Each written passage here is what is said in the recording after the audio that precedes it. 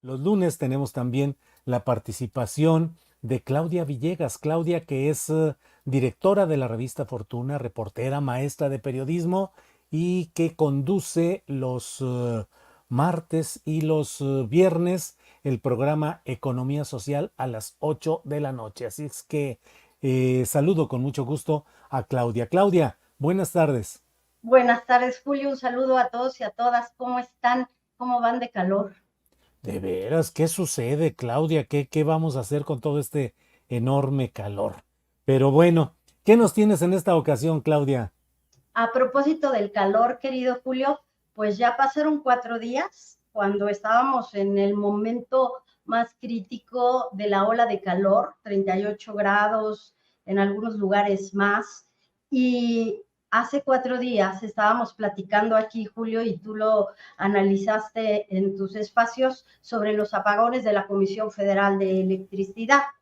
Y Ujú. ahora que parece que ha cedido la ola de calor y hasta lluvia, tenemos la esperanza de que llegue de acuerdo con los servicios meteorológicos. Julio, no voy a hablar de clima, voy a hablar de los apagones. Finalmente, ayer a eso de las 12 de la noche, la Comisión Federal de Electricidad nos dio detalles sobre el tema que nos estuvo ocupando desde el 10, 11 y 12 de mayo. Bueno, fue muy críptico el boletín de la Comisión Federal de Electricidad, pero fíjate, Julio, que yo en la Facultad de Ciencias Políticas y Sociales, en la clase de comprensión de textos que tengo el privilegio de dar a alumnos del primer semestre, siempre los invito a que hagan su campo semántico, que busquen correlaciones de las narrativas, un poco para que intento de comprender mejor la lectura, pues tenga sentido. Y lo que hicimos en Revista Fortuna, que más tarde vamos a subir la nota, es lo que dijo la Comisión Federal de Electricidad, Julio. Prometo no ser tan extensa, prometo ser breve. El Adelante, adelante. sistema interconectado nacional no tiene riesgos. ¿Qué significa? Bueno, pues esto es lo que vamos a intentar explicar.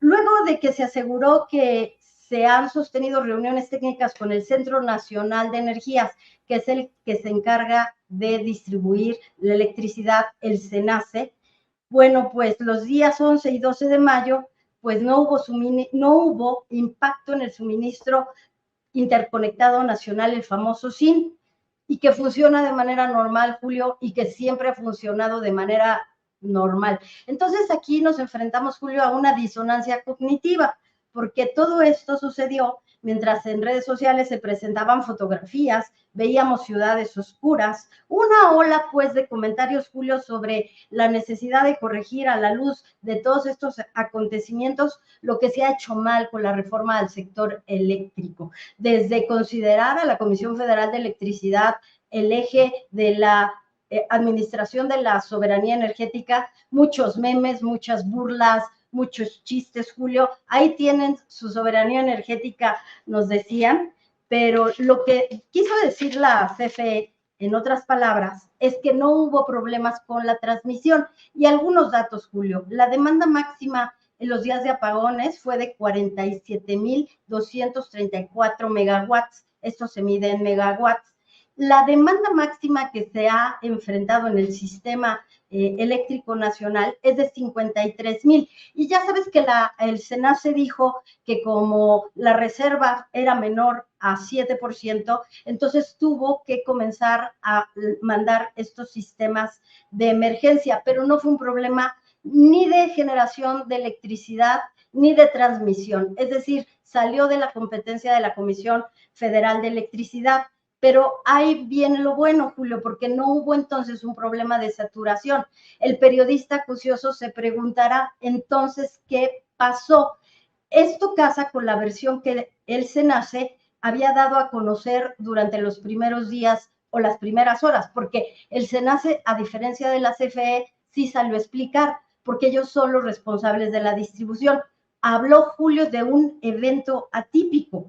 Además, ahora tenemos varias pistas de información. Hice mi acordeón para que no se me vaya nada. El Sí. SENACE reveló, Julio, que un generador privado fue el que salió de operación. restando más de 1,100 megawatts en la zona de la Huasteca. Fue cogeneración Altamira, 350 megawatts. Y acá tengo, Julio, la otra que fue más o menos, te voy a decir, Pesquería Nuevo León, que también salió, y Villa de Reyes, San Luis Potosí, que esta es una planta de generación 4 de la Comisión Federal de Electricidad. Un generador privado, Julio, no es la Comisión Federal de Electricidad. Esto fue el 10 de mayo. ¿Quién es el operador privado, Julio? Porque de acuerdo con las investigaciones que hemos hecho en Revista Fortuna, fueron 17 plantas. Ustedes han visto estos castillos de dominó o de naipes que se van cayendo uno a uno cuando se genera algún efecto en cascada. Bueno, pues inicia precisamente Altamira, Tamaulipas, Altamira 3 y 4, para restarle al sistema 1,100 megawatts. Julio, aquí es donde tendríamos que preguntarnos de quién es esa planta, Julio. Esa planta es del Fonadín, y esa planta es bueno, son dos, en realidad, dos plantas que forman parte de las plantas que se compraron, ¿no? Claro, claro. En la Huasteca Potosina. En la Huasteca Potosina, que por cierto, pues es el epicentro de estas plantas que compró el gobierno en 6,000 millones de dólares a Iberdrola, uno de los mejores lugares para generar electricidad a través del esquema de ciclos combinados. Entonces, Julio, está muy interesante lo que sucedió y espero que en algún momento CFE, SENACE, den información, den más información. Por ahora se han limitado a decir que no hubo problemas ni de generación, ni de saturación, ni de transmisión. Entonces, ha pasado la ola de calor y hoy CFE se arriesga a decir que ya no va a haber apagones. Se adelantó el verano, hubo mantenimiento en algunas plantas. ¿Qué pasó con las plantas de Iberdrola del Fonadín? Que el Fonadín, como saben, es el fondo que metió de alguna manera toda la ingeniería financiera para que se hiciera la nacionalización de las plantas.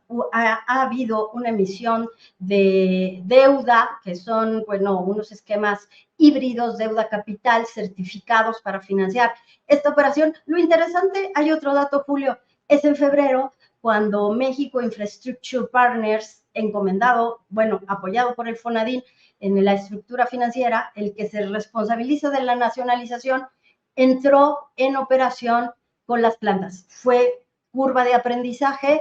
¿Qué sucedió con las otras plantas?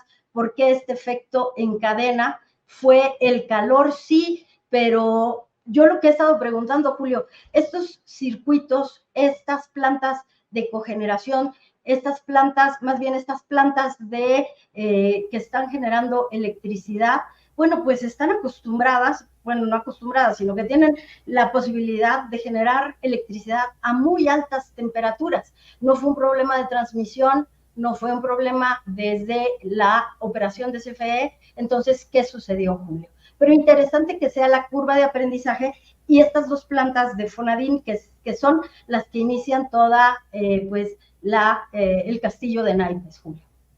Híjole, pues es una tentación periodística necesaria, es decir, no es una especulación, sino una pista a seguir, porque efectivamente, Claudia, pues de pronto vemos el fenómeno en lo general del desabasto, los problemas, la información, la caída de la distribución eléctrica, y bueno, se queda uno en lo general, pero ahora que lo vas aterrizando y que lo vas decantando, pues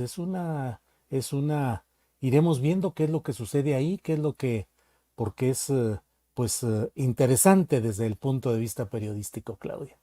Muy interesante, Julio, porque este evento permitió que salieran otra vez de donde estaban expertos que dicen la privatización es la opción, todo se ha hecho mal, independientemente de la gestión de Comisión Federal de Electricidad, que ya habrá que rendir cuentas, que revisar qué sucedió.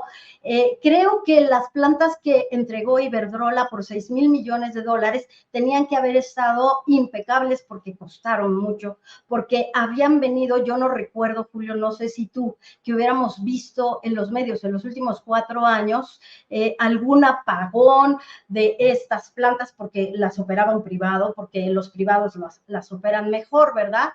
Entonces, ha salido toda una narrativa a decir ahora tienen que entrar los privados porque es la única manera. Me parece que no, me parece que a la luz, como bien decías, Julio, todo se politiza, todo está en medio de las elecciones, pero que los votantes y los periodistas tenemos la obligación de saber qué sucedió, porque entonces nos pueden volver a vender esa narrativa de que el pasado, cuando teníamos a los productores de energía privada, que vimos que estaban vendiendo electricidad y que estábamos perdiendo dinero desde el erario público, pues que no era la mejor opción. La candidata Claudia Sheinbaum, Julio, con esto terminó, ya te juro no me extiendo, decía que ella está pensando en sí inversiones financiadas para mejorar el sistema de entrega de electricidad para nearshoring, para privados, pero me parece que no hay que ser esclavos de estas narrativas que a veces son oportunistas, querido Julio. Híjole, muy bien, Claudia. Gracias por este análisis y por este contexto que finalmente son preguntas, son indicios, pero que son muy interesantes y muy puntuales en este momento. Claudia, pues agradecerte como siempre la amabilidad de que estés con nosotros y preparados para mañana a las 8 de la noche en tu programa de Economía Social. Mañana 8 de la noche, Claudia.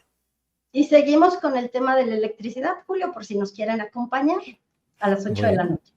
Muy bien, Claudia. Gracias y hasta mañana. Hasta luego. Gracias, querido Julio.